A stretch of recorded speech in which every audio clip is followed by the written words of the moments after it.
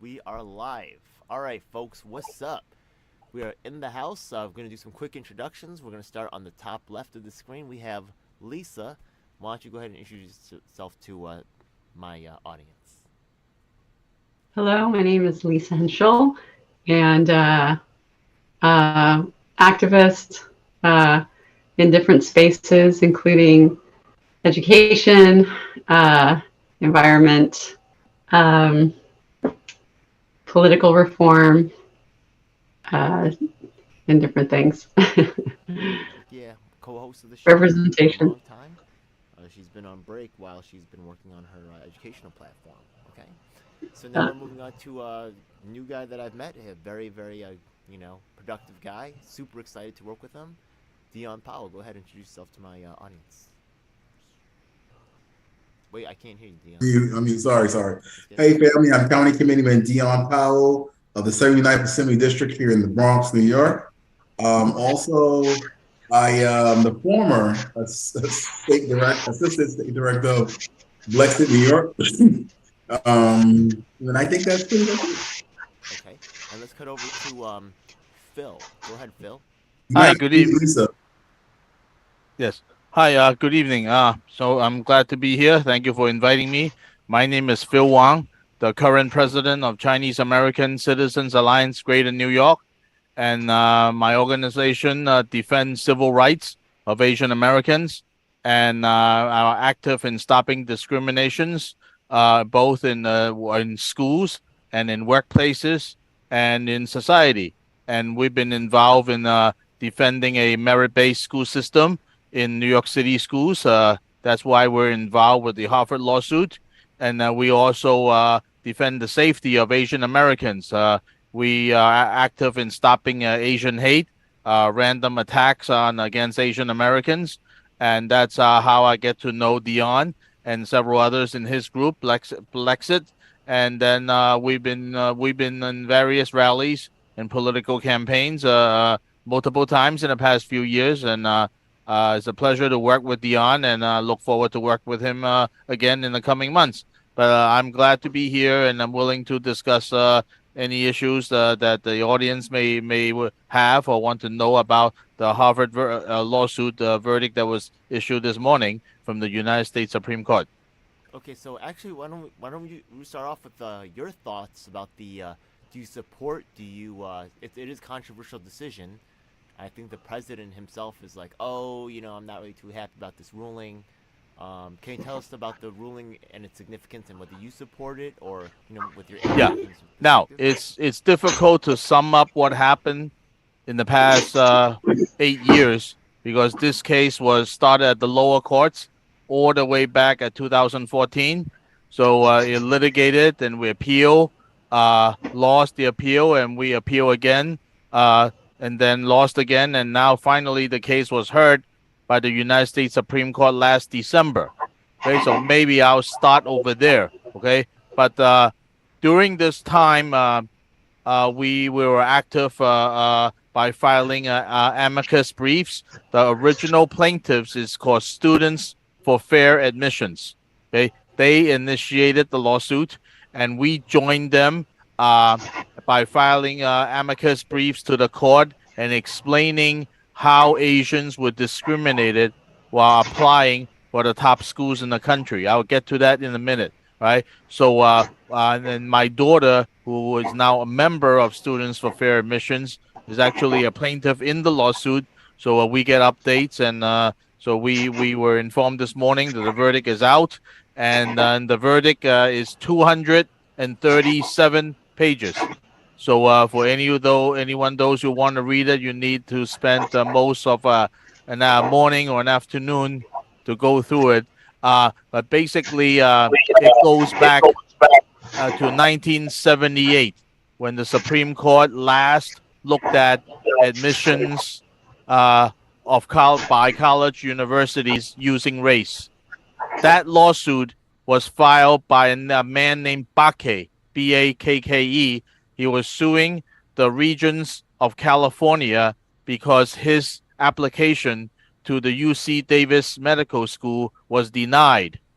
And he asked for a reason, and it's because his seats. There are no more seats for white people because the seats that are open at UC Davis Medical School are reserved for minority groups such as blacks and Latinos and others. And Yeah, he also, yeah. oh, wait, go ahead. Go So the ahead. thing is that with this kind of affirmative action that we see lined up here, do you feel like this is something that is going to really make a difference for? Because when we look at the way that a lot of the discrimination happens is when on paper, right, the kid looks fine, but when they come in for the interview, that's when they have discrimination when they say, oh, this person's not doesn't seem like leadership material, or they seem like they're cookie cutter. We reports have come that that's where it happens. So when the face-to-face interaction happens, that's when they start to write it. Yeah, I was gonna get to that. What happens is that to reserve seats for these minority groups. All right, look. Admissions is a zero sums game. If you preference somebody based on race, you will preference somebody out based on race. All right, and the court spoke today, and using even a little bit of race as an admission factor for the colleges was okay, but it has to end, and it ends today. So these affirmative action policies got invalidated today, and it ends today. Now, let me tell you what's wrong with these affirmative action quotas. They set aside seats for minorities, so to stop students who would otherwise qualify, like those with very good grades, high grades in school, high scores in the SATs, and a lot of them are Asians. So when they apply to Harvard, for example, Harvard assigns every applicant a personality score, and they use that personality score to build. So if, say, you're in a club, you add a certain number of points to your score, or you're in a debate team, you add, and then if you have other activities after school, you add points accordingly. Asians, when applying to Harvard, at the minute they apply, they're assigned the lowest possible personality score you can get. All right? And that's before your interviews, before they even look at the application. This was discovered during the evidence process, the discovery process, when they submit evaluation criteria for applicants, especially Asians. So the evidence is there. The justices looked at it, and they cannot do this with merit in mind. They're not using merit. In fact, they are setting aside test scores and high school grades over these personality scores, which to this day is arbitrary, because if they want a minority and if they want a certain Latino or black person in, they right away get higher personality scores, right? So this is what we're dealing with universities such as Harvard, who uses affirmative action, all right? Now, from my organization's point of view, it's really simple. It is against our colorblind Constitution. It is against our Civil Rights Act of 1964. It is inhuman, and you're not helping. You're not helping when you start counting your incoming students by race, which is exactly what they were doing, and it ended today. Now, I'd like to ask a question about that. I'm so sorry. We had a discussion earlier. Yeah. And the thing is that one thing that we were saying is was that there was a couple of people who felt like it was all a distraction, and they said that they felt like one of the issues is that when the institution itself is involved in this kind of like troublesome type of discrimination, obvious discrimination, it puts the quality of that education, right? Yeah, into question. So how good is it? Number one. Number two, right? The thing is that people were saying that they let's be real. One of the really big issues is the overbearing cost of this education. Let's be real, right? They charging the kids for these books. They charging thousands of dollars for tuition. They're watching YouTube videos in classrooms. They actually make public on YouTube a lot of the lectures from Harvard. You could watch them, right? People don't have to just pay like, you know, thousands of dollars to sit in a classroom. These kids are really being ripped off, I feel. Okay, yeah, I understand from the cost point of view that it may not be worthwhile going to Harvard. I can answer that. But the core of the lawsuit is this, because most of the universities in the United States, their admission policies model after Harvard. Yeah. So when Harvard has to stop what they're doing in the admission offices, other colleges will follow. Okay. Now, when it comes to, is it worthwhile going to Harvard? Can the general public afford it because they're charging so much? Well, they do offer financial aid, and which is a separate process from admissions. All right. For financial aid offers, they'll look at your income, how much you have in the bank, and if you're poor, if you make less than 110,000, they can provide you full scholarship. All right. So that addresses the issue of whether or not you could pay or not. Or is it worthwhile education? If you could watch YouTube, you can learn, that's debatable. Some people think that dollar for dollar, they should go to the state university or city college, but some others think that is the name recognition. The diploma from Harvard will get you better jobs than from another diploma, 4-year diploma, say from a city college. All right. So we can sit here all night to talk about that, but the lawsuit here focuses on discriminating Asians based on race, right? Yeah. And again, it's a zero-sum game. We cannot tolerate that the kid that could do well get turned away while they take somebody else that otherwise couldn't get in. They got in because of their race, right? You discriminate some other race, right, because you want to bring in more of one race. So I understand, and that's wrong. There Go ahead. Some Asians out there, right? If I go on Twitter and stuff like that, you will see some Asians who are on the side of affirmative action. What do you want? That is correct. What would you say to them? Well, they think that it's okay to use race to exclude other races. All right. Now, discrimination, bringing in discrimination to stop the existing discrimination doesn't solve a damn thing. Okay. All right. It's there, and you're feeding discrimination by allowing this to happen.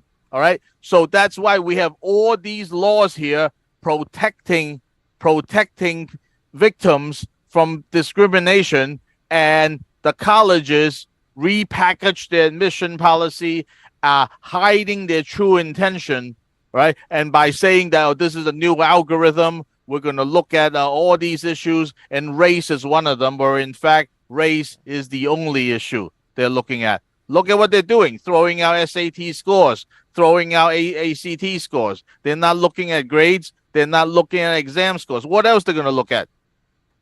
Think about it. All right. So we are here to say that the merit system works. All right. And if there's a problem, you can bring a diverse group in your college, but you do not do that based on the skin color. And that's what we're trying to say. And the justices agree.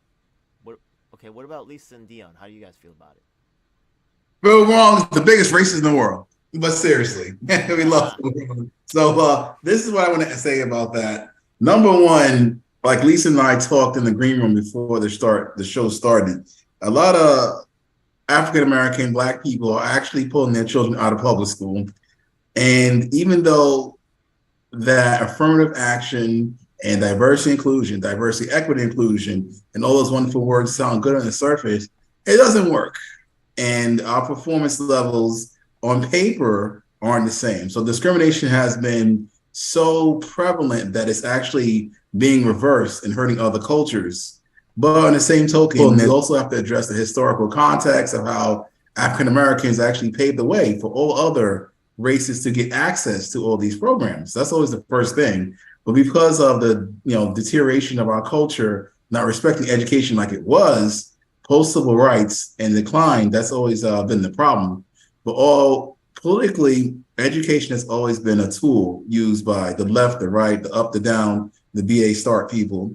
So what happened in this situation, because I know people that actually were there in DC when these things happened, is that now for the African American point of view, you could do a few things. Like Lisa and I said, homeschooling is becoming huge in the African American community. So there's a lot of people that aren't on the mindset that we should force ourselves into these situations based on race without the merit, because there's no value in that. And so the Black people that have that mindset, they're not really shown in the media. Like right now with the homeschooling, like Lisa and I discussed before, a lot of Black families are pulling their children out of the public school. And now the number one homeschooling demographic in America, African Americans. And since 2020, like I said, to present, according to the National Black Home Educators, Black home education has gone from 6% to 17% and growing. And right now, Lisa said it's plateaued, but we're still the number one demographic of homeschooling education.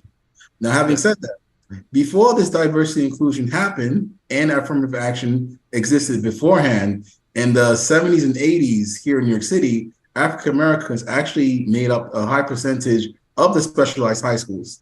And so, like I said, the Shazat exam, I'm always pumping, Shazat exam test prep. Now, as Phil Wong knows, but maybe some of your viewers know, the Shazat is the specialized high school, like SAT version, to get into the Bronx Sciences and the Brooklyn Techs here in New York City. So we're trying to actually get more, I hate this word, programs to support African-American students in the community. But unfortunately, a lot of people don't see any value in that, as opposed to taking the Board of Elections easy route, which is they're promoting.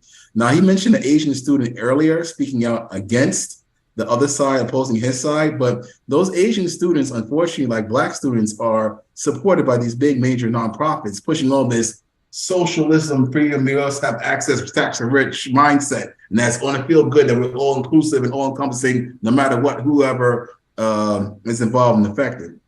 But at the end of the day, where the way Harvard goes as education standards, the way the country goes, and even now they're trying to water down the LSAT exam. They want to go to law school and some other revolutionary changes that's happening with education. But long story short, here in New York City, by the numbers, our students are lowest performing in just basic rudimental skills. No matter how much critical race theory you inject to make people feel good and all that other stuff of a historical slavery concept, our children are still suffering, no matter what you look at it, merit-based, inclusion. And as I said before, a lot of Black families are pulling their children out of the public school system overall. So now you got a whole demographics that's not even going to be on the grid that are applying for these schools along with the Asian community.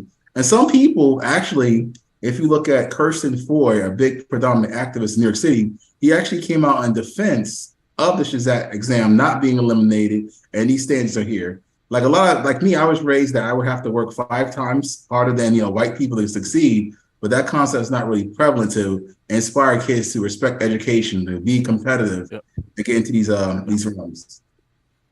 I'm gonna add on top of what Dion said. Right now, one, people forget, or somewhere in the conversation on defending public education, people forget that charter schools are public schools.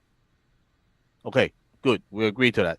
Now, we have the best performing schools in New York City. A lot of the best performing public schools in New York City are charter schools, top 10%. And charter schools are dominated by Blacks or Latinos. Okay, now that is a fact. It's a fact. Okay, now I cannot explain to you why Asians are not interested in charter schools. Maybe not yet. Okay, but as the public schools are systemically pulling out or changing their admission standards, they are no longer screening students for grades.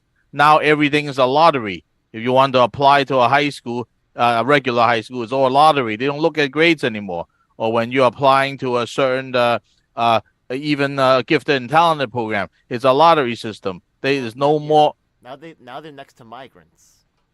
Yeah. Well, okay. The migrants are another issue altogether. We can. That's another episode. We'll talk about migrants, right? But school, they got But fact.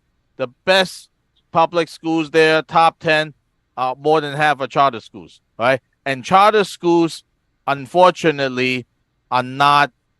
It's a sensitive topic. The mayor doesn't want to publicly defend it. A lot of electors don't want to publicly promote it because they don't want to offend the unions, such as the UFT.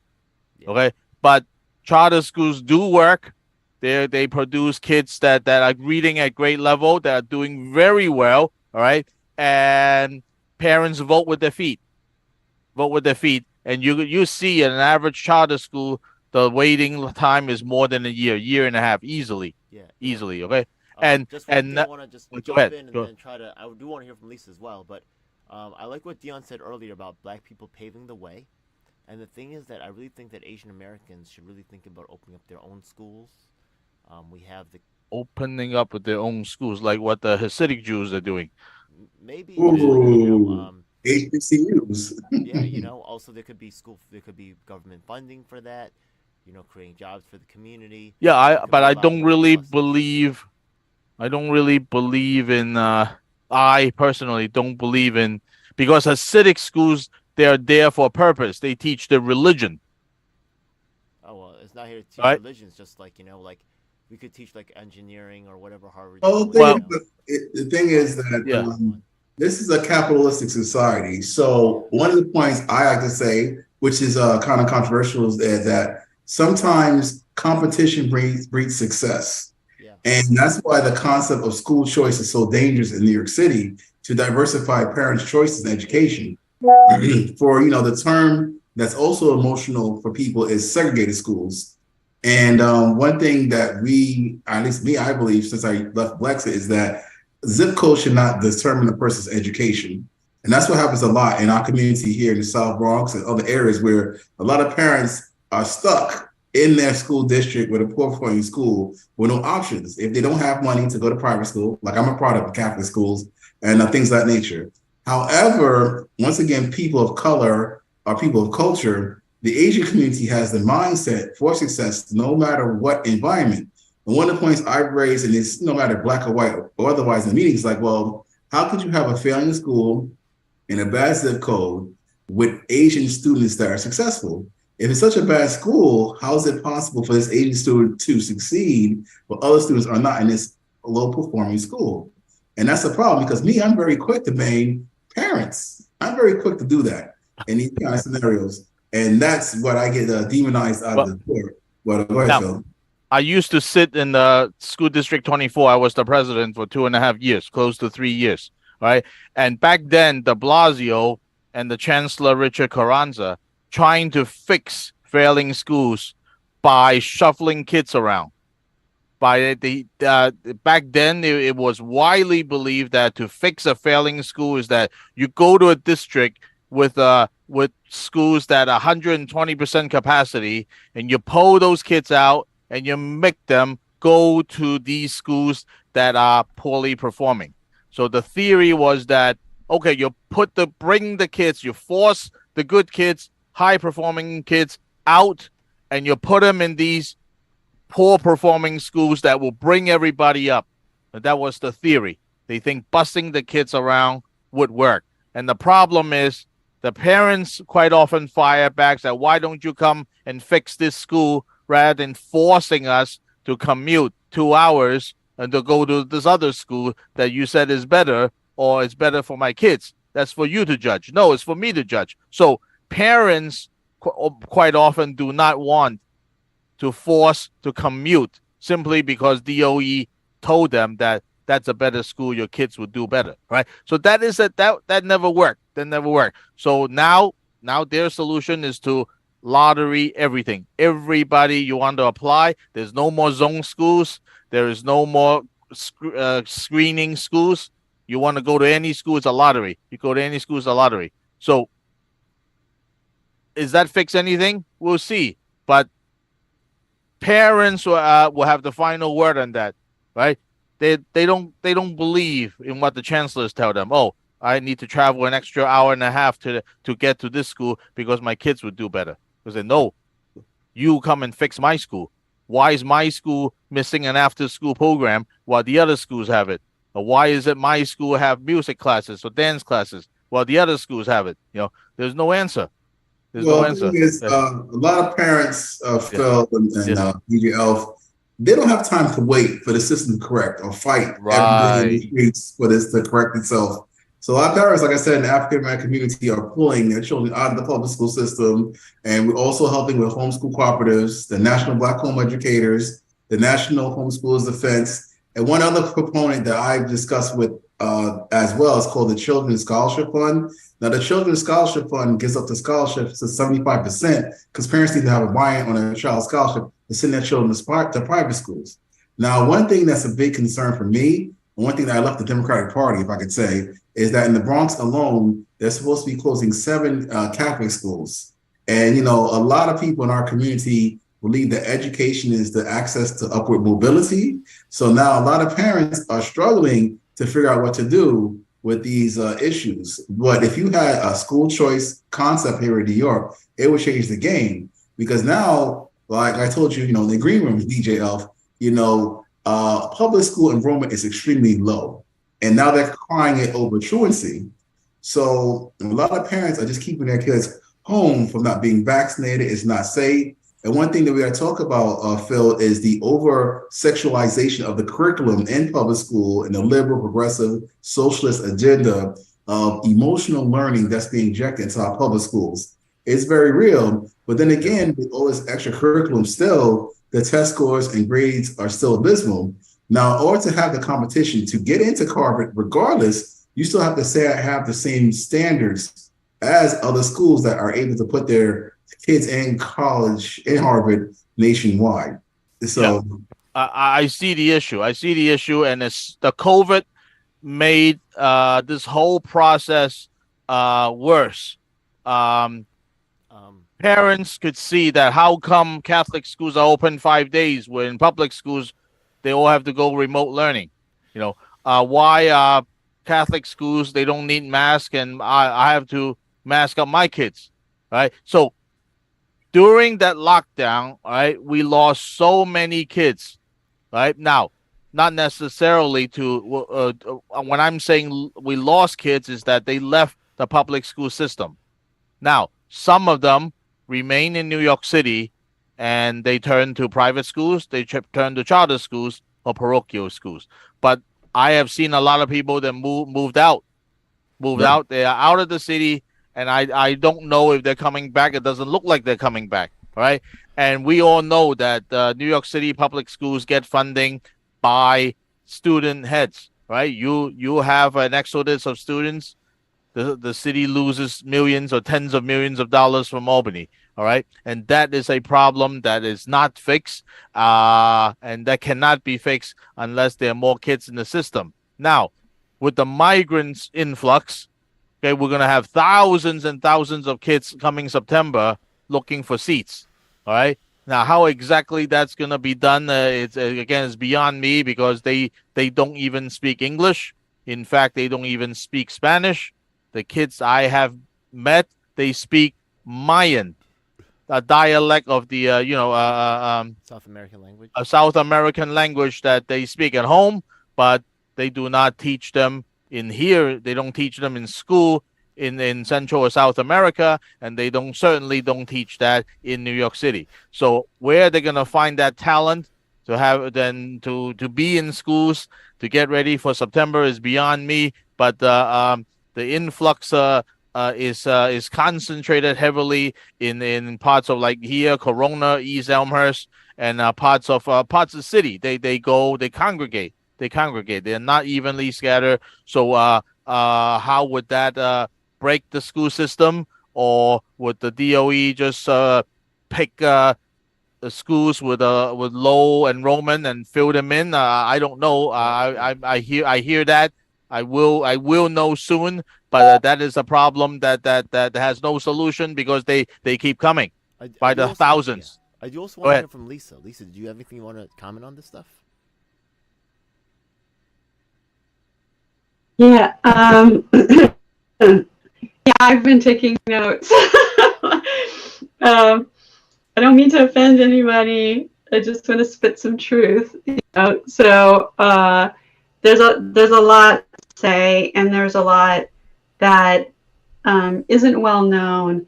and hasn't been said when it comes to. Sorry, I'm making some salsa though. Excuse me. So go ahead and talk it. I'll talk last. Okay. Okay. Well, affirmative action, actually, I do see some, different issues there. One of the things that I've been actually working on was, and we do see that there are some instances, such as the criminal justice system, where there's some really, measurable differences between, one group versus another, and we see the imprisonment rates in the United States versus other countries. And something seems to be, concerning. Now, the educational system, though, is its own little, thing. Now, the thing is that affirmative action, the number one beneficiaries are actually white women. I remember when I was at Hunter College, right, they were actually, because I was a represented minority. And here's another issue, right? The thing is that in these colleges, right, they fill them with these graduate students that are literally from other countries. And they pay 4 to 5 times the regular U.S. rate and they're very profitable. Now, because there's so many Asian-looking students at the school, right, they discriminate against Asian Americans further because they're already diverse. You get what I mean? This is actually makes it so there's even less. It's even harder as an Asian American, but it still looks diverse. And they're doubly victimizing, right, Asians by charging them 5 times the rate, or discriminating against us. So affirmative action is actually, can be manipulated. I have heard that, look at so many Asians, too many Asians, but Asia itself is incredibly diverse, right? Look at Indians. Indians don't look like Chinese, right? Filipinos don't look like Pakistanis, right? Or I can go on and on, but unfortunately, they're all categorized as one, Asians. But if you look at Asians, there are Indians I met. They look like black people.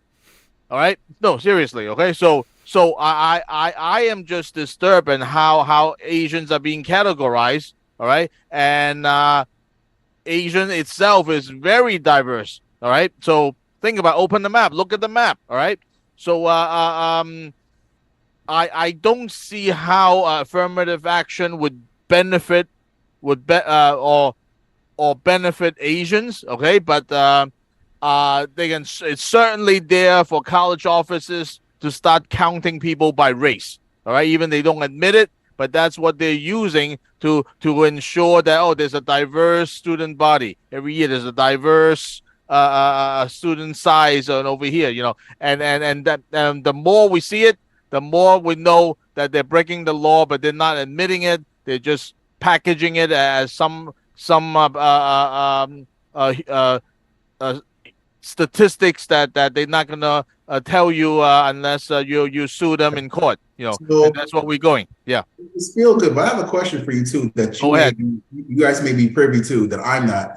And I like to make everything political because these things are controlled by these administrators and managers. So where does the Asian, let's say, delegation stand on this? Like Grace Ming is a vice chair of the DNC. I mean, I haven't really seen anybody speak out about this. I mean, John Liu, who you guys know, he spoke out a little bit, but I think he made some concessions. But Ed, Asians aren't very like in your face, bung like the black elected. So where do Asian elected officials stand on this? Because I haven't really seen any statements. Well, Asian electeds because they get their votes from their district, right? And all politics is local. And if they look at the district and they see that Asia, there are not enough Asians to influence the elections, they will support affirmative action. So if you ask New York City electeds, which are primary Democrats, they all support affirmative action. And we all heard what President Biden said today, that this court does not represent us. Right? And then he goes on and on. Okay, I haven't read the whole article. Right? So we have a state that with the supermajority, and the Democrats right now are more interested in defending a progressive agenda. And the progressive agenda is not, they don't want a merit-based school system. They want lotteries, they want quotas. So this is what we're looking at now. Fortunately, the courts sided with us. All right. Now but that may not mean that battle is over. In fact, it's far from it. I discussed this with a journalist. What happens right now, and I gave a prediction. And then the colleges will come up with some other scheme, shenanigan, and they will call it something else. It's not affirmative action, and most likely, they will use other factors as proxies. All right, they will use like class or geographic location, and the factors that don't directly measure academic achievement, but racist schools will use them with the intention to adjust their racial composition of their student body. That Right? legacy stuff too. Yeah, right. And they will keep using the euphemism holistic to justify them not specifying. They're not going to specify the algorithm they use in judging applicants, but we know that their true intention is opaqueness and to hide their racial discrimination. So those schools we're watching carefully, and again, this is just the beginning. We will be monitoring these schools, and you will hear from us again in the courts. And if they do not comply with this Supreme Court decision. By the way, do you know Kenny Sue? I know Kenny. I met Kenny Sue. I don't know him. I Like just sent him a I message recently to get it. I was supposed to get him later for an interview, but okay. just But didn't anyway, follow up. But you know, I sent him something really recently because of this. okay. So, but Yo, let's do it. I'm open if there are any questions. We maybe are listen. clear. We are clear with our position, and I think there's a lot of room for improvement in public schools, and instead our electeds want to take the easy way out and just instead of fixing it, they say, hey, let's do lotteries. Instead of fixing it, hey, let's bus the good kids to the bad schools, to the failing schools, right? Instead of hiring better teachers, hey, let's just lower the standards for graduation. Everybody can graduate now. Right, because control. well, the thing is, the term like affirmative. I'm not sure if Lisa wanted to chime in, but the term affirmative action is also linked with the concept of social promotion. Now, we're not talking about social promotion as much anymore, so you have to ask yourself why. But I like to press a little bit forward on the Asian elected officials, because right now politically they're going more Republican. And thanks to Lester Chang and Phil Wong, these guys trying to push him. He's laughing, trying to make sure he got elected because the Democrats try to kick him out for residency issues. They're making progress. Now you have Bernard Chow and some other people on the Republican side making strides. But if this gets bad and if Asian Americans in these districts in Queens and Brooklyn get upset enough, I think the Asian leadership can change and be more vocal. Like Ron Kim, who I like, he's a cool dude, but if you're not doing your job, you got to go. He's struggling right now with winning. I think he came last time with nearly 500 votes from the Republican. He won by 200 votes, 220. Yeah. Right. So this is a big opportunity there, guys. I think the Asians here are so fed up with so many of them getting killed just by taking the subway. They're getting killed by bare hands while just walking down the streets, while picking up soda cans. One was killed, kicked in the head, while picking up soda cans on 125th Street. I could go on and on and on. These senseless acts, they target Asians. However, we have a bail reform law that's just not working. As soon as they were arrested, they were released within hours. Right, so that anger a lot of communities, that anger a lot of Asians. Then you have the school system that's getting dismantled. You have neighborhoods that's not safe anymore. We have the elderlies who don't feel safe sweeping their sidewalks or taking out their trash or just go to the nearby store to shop. These are the reasons that led to a lot of dissatisfaction with the status quo, and the recent the election results have shown that. Lester is one of them. I think we're going to see more of people like Lester winning in this year's November election. But People are working on that. I am working on that. So we'll see. But it is. I have never envisioned that so many Asians will come out to vote. But that's happening very quickly right now, and that's because they're not. They don't feel New. They don't feel New York is the way. Is as safe as before, or the schools are as good as before, and it pretty much collapsed within a number of years, a few years. 5 years ago things were great. 6, 7 years ago, people feel safe. It's just not anymore. I haven't. Okay, I haven't mentioned the weed stores. Okay, you have all these illegal weed shops targeting kids, giving right here, my neighborhood. I saw it, giving out samples, free samples. Free samples, what? Gummy bears, candies, gummy bears. And what do? They target kids. All right. And what can the state do? The state look the other way. Melinda Katz, the district attorney, I called him. You need to shut down these stores.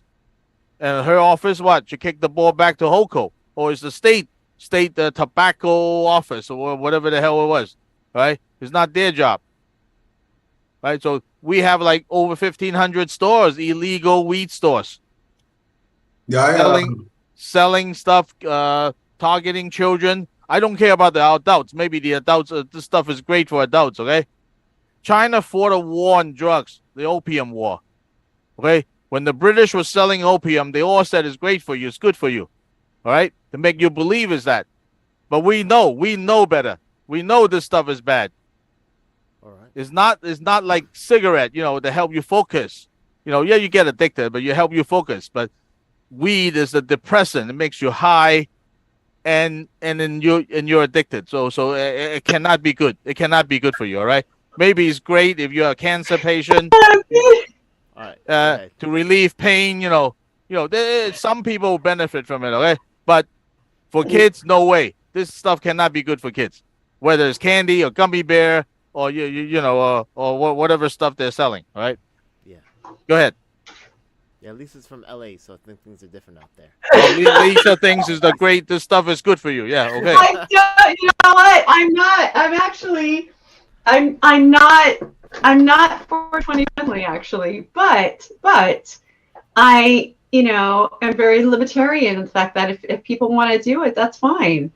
I don't own a dog, but I'm a-okay with dog parks, So I don't feel like if someone wants to get high, that's fine. I don't feel like I don't feel that money should be taken away from public schools and other public works to incarcerate someone who has a pot plant on their porch. All right, and that's how crazy it got. That's law enforcement. That's how crazy it got in California. That's law enforcement. Crazy. People almost got their kids taken away for just a little pot plant. All right. And everybody that's bad. That's bad. But the thing wait is until you get hit. Wait till you're hit by a car. With a driver that's high with stuff that he bought. He doesn't even know what he was smoking. All right. Yeah, I just got into a car accident. We have illegal weed shops that they don't even know what they're selling. We have stores that they don't even know what they're selling because it's unregulated.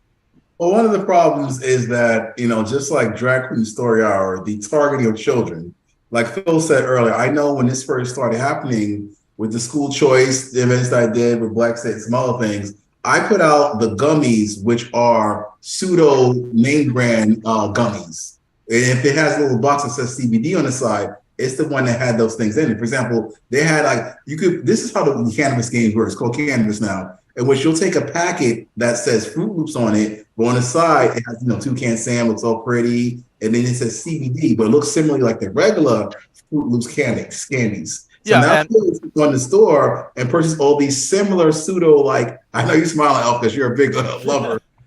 Yeah, but now those are hilarious. Parents need to know that these candies exist, and they look very similar and sound and look very similar to other gummy bear and kids cannot tell the difference. They just treat it as any other candy. Kids know, but I mean, yeah, I can. All right, maybe if they're young enough. They don't get them that easily.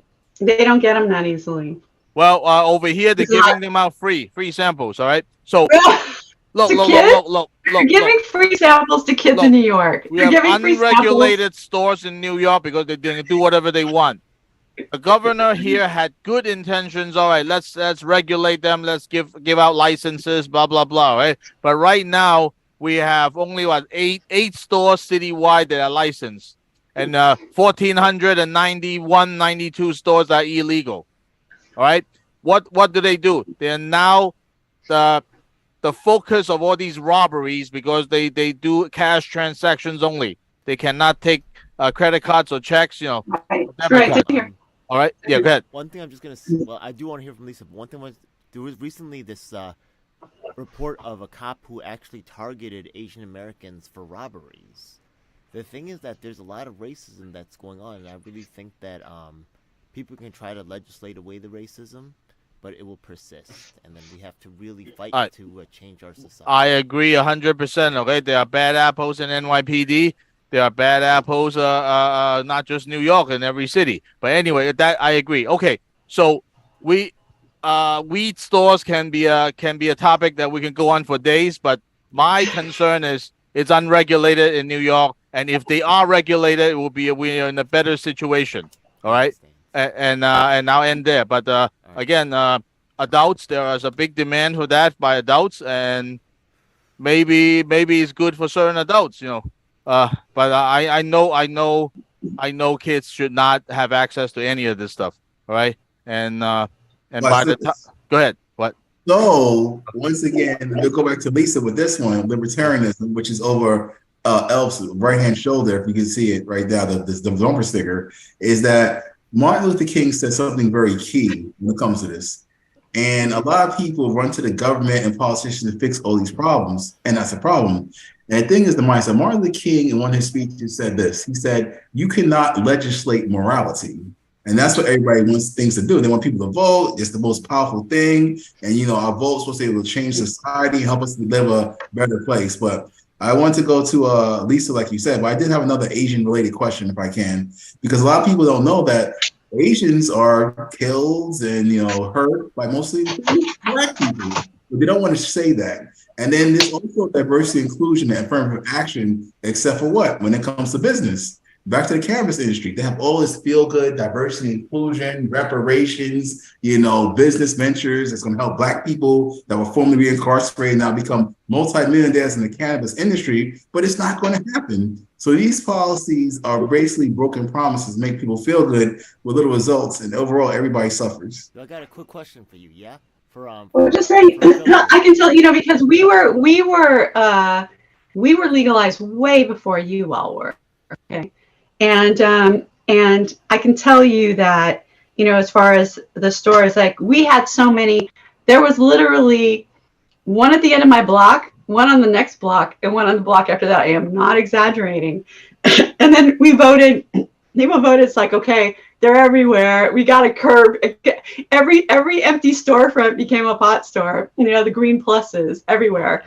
So, one of the things, so they pulled back on that a little bit, but the thing is, getting kind of legal isn't so hard. You can do it, and if there's only 8 or 9 stores that are legalized, it's telling me that the regulatory process is too onerous for everybody to do that, and that's how you get a black market when you make the barriers to entry too hard. Now, because of the federal laws and because it's still on the schedule, nobody can actually, the banks won't allow them. So you're right, they're cash businesses and they're targets for robbery, and they're targets. It happens here too. It doesn't happen all the time, but it does happen here also. But that's because that would go away if people were able just to use credit cards but it happens in other stops. I mean, if ice cream stores or whatever, if you take cash, you're just a target. What do you think about the affirmative action?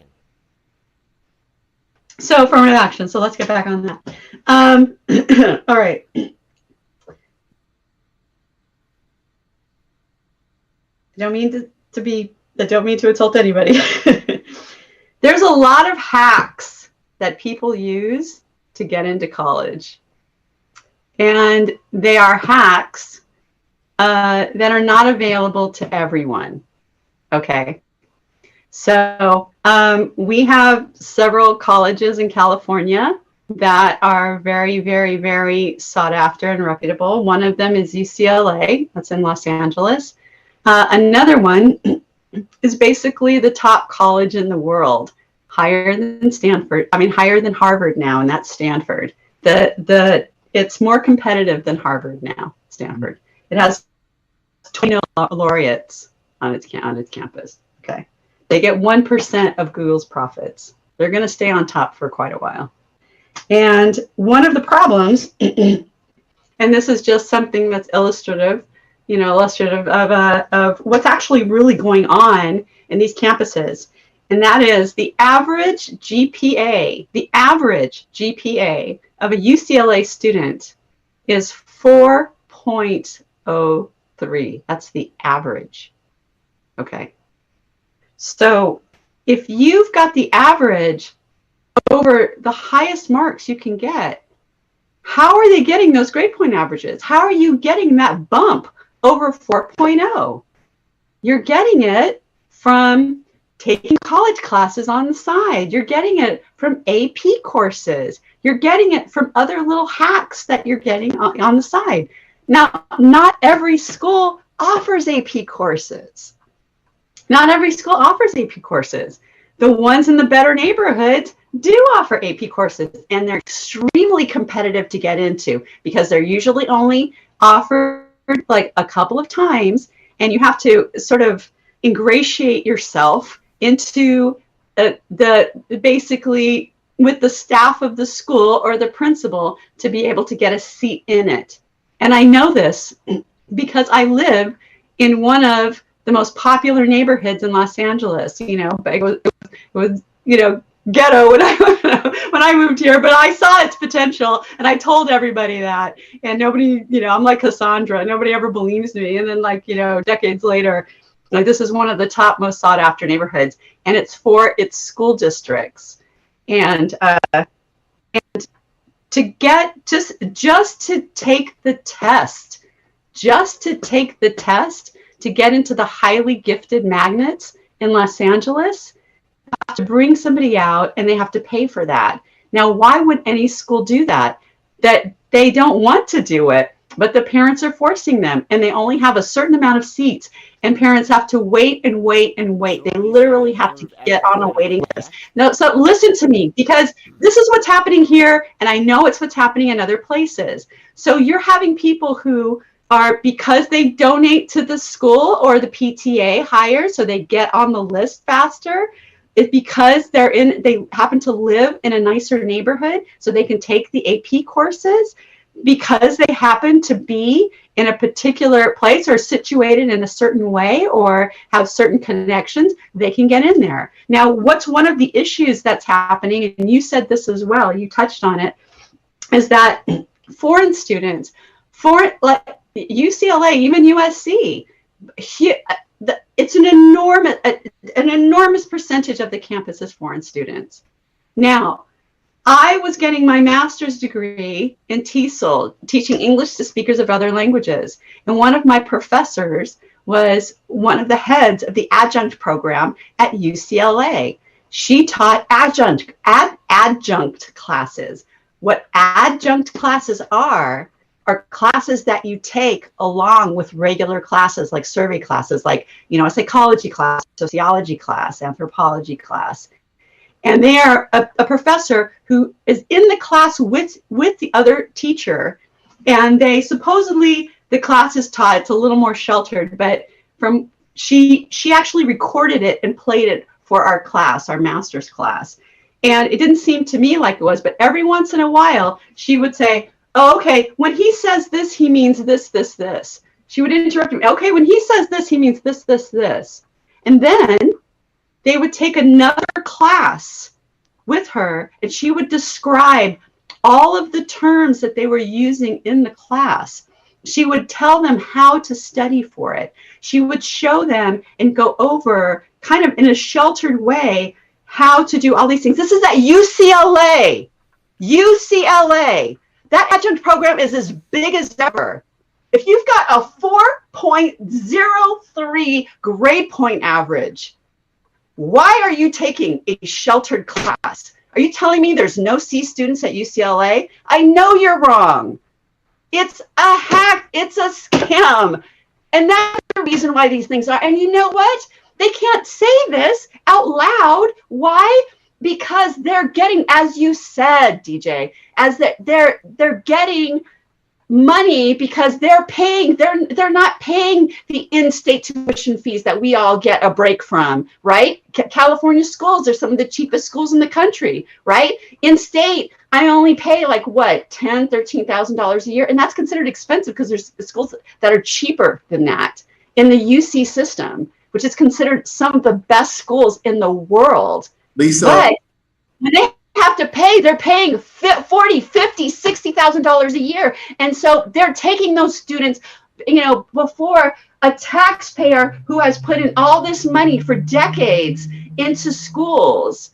I'm in my 50s. I've been paying, through my property taxes or whatever, for these schools to exist. So for people from listen, because if you're wondering why people are doing this and why they're now going to a lottery system, that's the reason why. These things exist.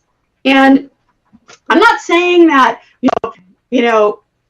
people from this particular, ethnic background are stupid, really, and this and that and this, that. But I'm telling you that there are hacks. They're happening now, and it's people who can get it. And the thing is, who's gonna check someone's? If you're paying for a school in another country and they're giving you particular grades, how is anybody here supposed to know when they go and they check those grades? Of course, they're gonna pan out and say that they're a straight A student, 4.25, 4.54.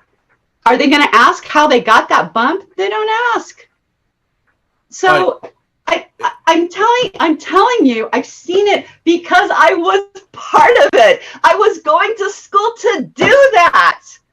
Well, and so you're telling, I'm hearing all of this stuff, and it's like this and that. They know it's a scam. They know people are doing it. They need the diversity. Why? Because of what you and I were discussing.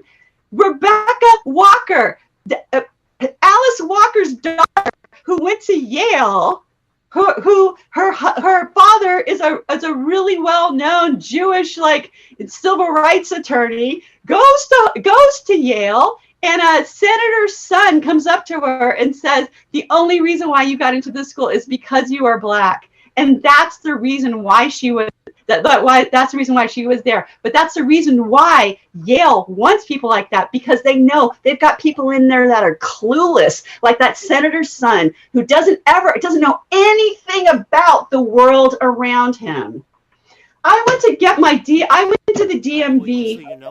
Yeah, but just one more thing, because everybody has talked for a really long time, and you guys haven't, you guys aren't letting me talk. I'm telling you, I went to get my driver's license renewed, and there was this Chinese guy there, and it was starting to rain, and he was so sweet. He came and brought his umbrella, and he put it over my head. I think I told you the story once before, DJ. And so he bends down to me and he says, "Are you from here?" And I said, "Yes, I'm from Los Angeles." And he got all excited, and he said to me, "You're the first American I've ever been close to." And I said, "Where do you go to school?" And he said, USC, which is also very difficult, rated 13, it's in the top 20 of all schools in the country and in the world. Okay, USC. And I said, "And there are no Americans in your classes?" And he said, "No."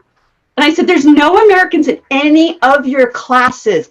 He said, "No." He says, "There's people from Korea, people from India, there's someone from Europe, there's something, no Americans." I said, "What's your major?" And he said, "Mechanical engineering." But I know that you still have to take an English class if you want to get a BA. You still have to take any survey classes. You still take those classes. And there were still no Americans in any of those classes. And you know what the problem with that is? The problem is that those folks are getting educated and then they're leaving. We are spending all of our and then they're leaving. It's the same as a brain drain. It's the same thing as a brain drain. In other countries, when they talk about educated people in Africa leaving and going to other countries, and they're talking about the brain drain that happens when opportunities aren't there in the country for them to excel, for them to want to aspire and to do particular things. But that's happening here because we are getting people from other countries taking up all the spots and then they don't stay. We don't get the benefit of their knowledge in the workplace. And so when you are saying that we don't have people here, that's not important, you are so wrong. That it is very important. So if you're talking about the Asians and they're Americans, dude, I'm right there with you, because we need Americans to be educated. But if you're talking about people who are coming in, taking the spot, and then splitting. When my professor asked how many people were going to be leaving in my TESOL class, the entire class raised their hands. People were on planes. Like, as soon as they got their diploma, they were on a plane. Well, the thing about it is, my partner, he was an American, but my partner got a job at the University of Prague. You know, so this is what I mean. And so when people say you can't find people anymore, when they say, oh, there's jobs everywhere, do you know that 70% of the jobs out there require a degree, and only 30% of our populace has one? And you know what? A lot of those people are now retiring. They're baby boomers. They're now retiring. And people who are younger now, they can't afford it. This is the problem, people, and it's going to be, you know, things have gotten so, like, UCLA only takes 11% of its applicants. 11%. That's how highly selective it is. And there's a waiting list for all the good schools, all the magnet schools, all of the other stuff. I'm telling you, taxpayers are paying for people who, you know, the garbage truck drivers are paying for the taxes for these schools, these universities to exist in our system. And it's other people who are going. Lisa, you see, earlier you said that you were libertarian, but now you're starting to sound like a Republican, if you ask me. Well, yeah, I think also it's the student quota. I'm not, you know what? I'm saying we're kicking people out of this country when they're educated through our systems. When they're acculturated into American culture, we're acculturated. That's the reason why I'm very much against kicking out the Dreamers. I thought that Trump was horrible for doing that. But you're saying that people can't get in. Dude, let me tell you something. Asians from other countries are just as much to blame as other races that you're saying for your girl not getting a spot in that school. You're to blame. You're blaming other races, other Americans, when really it's people from other countries that they see. Now let me tell you something else. That's important to know as to another reason why they do this. In the ranking system, when they rank universities, one of the metrics that they rank you on is how many students are from other countries, how internationalized your student body is. And that's one of the reasons why they're not getting rid of them. Why? Because these international students keep American rankings at the very top. We crowd everybody out, even though it's so hard to get into the Chinese universities. You have to be like brilliant to get into because they have so few of them. Same thing with the Indian schools. You have to be absolutely brilliant to be able to get into an Indian university because they don't have as many schools as we do. We have more schools than anybody, and that's why everyone comes here. Yeah, and they're good, and they're good, and they're well regarded. Yeah, every university will collect input and will adjust their foreign student body size accordingly. So if you pressure your lawmaker enough, that's going to change because there was a similar problem here happening in Colombia where there's so many foreign students that if you're from this country, your chance of getting in is lower when it comes to grade for grade. Foreigners have a higher chance to get in, And because, well, one, they pay full tuition, and two, it brings diversity. So I understand your Right. problem, Lisa. Right. At least But, my but then you experience. have, but then you have students. But do you understand that? Then you have students like this Chinese guy who never is going to go through his entire 4 years at USC, never making an American friend. That's crazy, dude. That's crazy, and it's bad for the world. It's Well, bad for I the don't know world. whether they'll make friends or Because they're not going to make friends, but the that's important, reason, because why do you think that everybody wants to go to Harvard? They want to make it because Harvard is so much better than Yale. Harvard is so much better than Cornell. Harvard is so much better than Brown or Rice or UCLA or even Stanford, which I would say Stanford is better, but it's because, or Boston U or MIT. It's because of the connections you make, because all of your classmates are going to go That's on to do like, particular yeah, things. but All these efforts know each other. They network. do, and they know it from their classes. And that's what it is, man. It's the networking. Yeah, It's but the networking is in networking. every university. You cannot say it's only in Harvard. Just like It's Steve. not. It's not only in Harvard, but it's one of the highest. Yeah, but networking exists in every school. UCLA, Stanford, everywhere. Even when Steve Jobs, he went to this college where he dropped out from, he had his networks. All right. So all right, I understand the concern perfectly. Community college. Foreign, yeah, and he's great and he's He went to a billionaire, right? community college in the same year. Bill But the Gates Google dropped guys out. did. The Bill Google Gates. guys hired all of their Stanford people. That's All like right, the well, Stanford stuff. It's like a Stanford mafia. no, It's no, like not true. The Silicon Valley Google is New filled York with Stanford City, people. They crowd Google everybody New out. York City don't hire from Stanford. They hire right here locally. All right. All right. Anyway, all right. Two things. My wife needs to go to bed, so I got to sign off in the next couple of minutes. Okay. All right, cool, man. We should continue this conversation at the next podcast. Yeah. Again, I will have more updates from the attorneys of the Students for Fair Admissions. They will be coming to New York City this weekend, and then I will hear from them as to what to do next. so But go ahead, before you Dion. go, my quick question here is, because I've been inundated with this information. So, affirmative action being overturned is correlated to the court case you're talking about. Is that the big deal that they're blowing up? Yes, that's a big deal because that's the last time this matter was reviewed by the Supreme Court was 1978. So it's 45 years ago. Okay. And the college admission officers will have to amend their admission policies in response to this Supreme Court verdict. What I'm trying to say is this also affects job promotions. This also affects hiring practices in the private sector. All right. So we all know that agencies such as banks or even MTA, they want to hire a diverse group. They just like college offices. So this verdict will affect how companies hire people. All right. Now, how exactly that's going to play out remains to be seen. But read the verdict. It's a lot to read, but the verdict tells you a lot where this will be going for the next few years. Thank you, Phil. Thank you. What I want to talk about after you leave is this: how the media is our own worst enemy, and number two, how education is a business. So when I say the media is our own worst enemy, because I didn't know from the information I've been spread in my face from the NAACP, Urban League, ACLU about how evil and racist that affirmative action and School's decision is. I didn't even know from the information they're pumping out that it was correlated to the court case you're talking about, Phil. Well, that's a huge problem. Well, again, admissions is a zero sums game.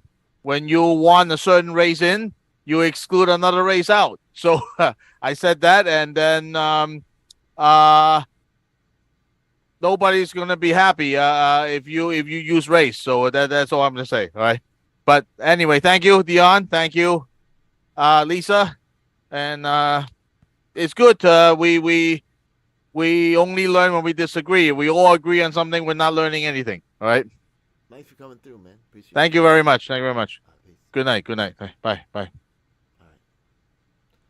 Yeah, I'm pretty tired myself. But anything else you guys want to say before I wrap up? Sorry, DJ. You know I gotta shake it up, right? I gotta spit some truth. I gotta tell my facts. I gotta tell my facts, right? Something I want to discuss as well, in which education is business. New York State, we pay more per child than any other state in the nation for our It children. does. It The does. next point is that I wanted to talk about is, did you see this recent article about, it's called Community Education Councils, in which the parents get to run for, let's say, a mini school board or a mini PTA, and how it's being taken over by these right-wing extremists. Now, all these parents that are going to be labeled terrorists are getting involved with their curriculum decision-making powers and school decision-making powers. So I don't know if you guys noticed that a lot of parents are trying to take They're back. like, I heard of it. They're like parallel school boards that want to basically get together and counsel the districts. So I figure if the other school board can do it, why can't we? Why can't we create a board? And so they're creating like parallel boards, which is clever. I like it because at some point it's going to create a community, and that community will start to get influence, and they will start to be influential. You know, That's why that they'll be. Well, I was going to say, And then those people will sort of, use that as a springboard to jump to run for the school boards, which have now become so contentious. Oh my goodness, school boards are so contentious. right. It's just amazing. Right, but the thing about They it, used to be considered sleepy. right, but it's giving power to the parents, which where it should be in some of the decision-making power.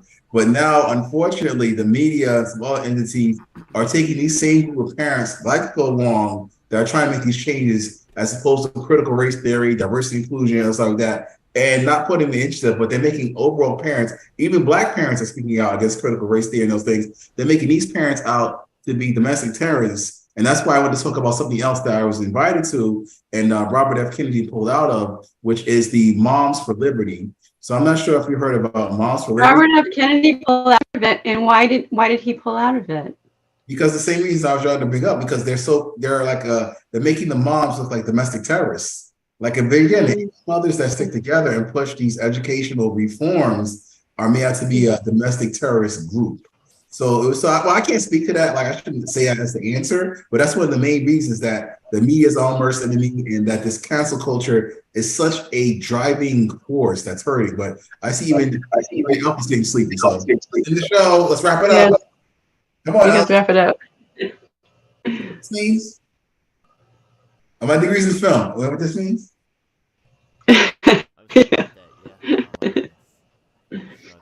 All right, so close us out, Elf. We should do something on the strikes. There's a lot of strikes that are happening. We should do a show on strikes because there's a lot of them in LA. There's a lot of them right now. All right. Have a good night. djelf7, check him out. Boom, unplug him. He's too tired to plug himself. All right. Google. Thanks a lot.